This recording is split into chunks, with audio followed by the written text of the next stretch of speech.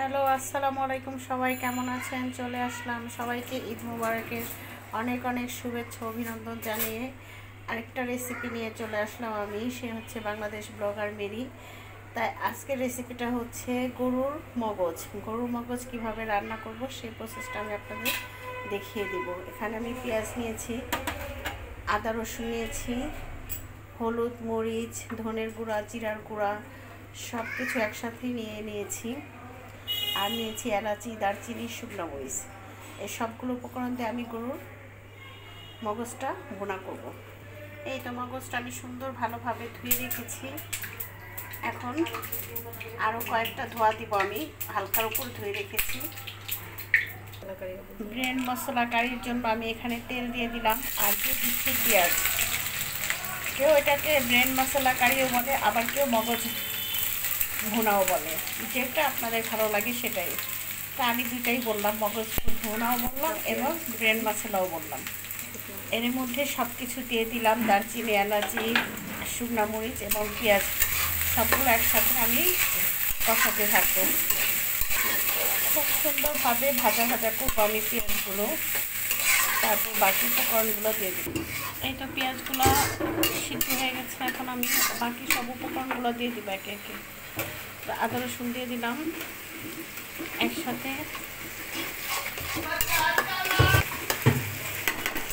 একটু ভাজা করে নিলাম যাতে কাঁচা গন্ধটা বের হয়ে যায়। আর তেলটা উপরে উঠে গেছে। এখন বাকি মশলাগুলো দিয়ে দিলাম, সামান্য একটু পানি দিয়ে দিলাম বাকি মশলাগুলোর সাথে। এখন সুন্দরভাবে নাড়াচাড়া করবো। একটু পানি দিয়ে দিলাম, এখন পেঁয়াজগুলো সুন্দর ভালোভাবে সিদ্ধ হোক।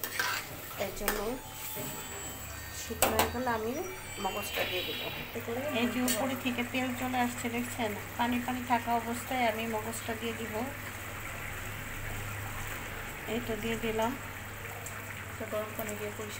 গরম পানি দিয়ে একদম সুন্দর করে পরিষ্কার করে নিয়েছি কয়েকটা ধোয়া দিয়ে। এখন নাড়াচাড়া করবো কিছুক্ষণ। এই তো দিয়ে দিলাম কিছু কাঁচামরিচ, এগুলো ফ্রোজেন কাঁচামরিচ ছিল আমার ঘরে, তাই সবগুলো দিয়ে দিলাম। একটু পানি দিয়ে দিলাম সামান্য, গরম পানি ছিল দিয়ে দিলাম। এখন নাড়াচাড়া করে ঢেকে দিব। এতে একটু জিরার গুঁড়ো দিয়ে দিলাম,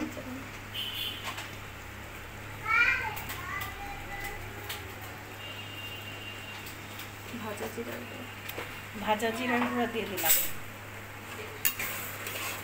ধোয়ার জন্য কিছুই দেখা যাচ্ছে না।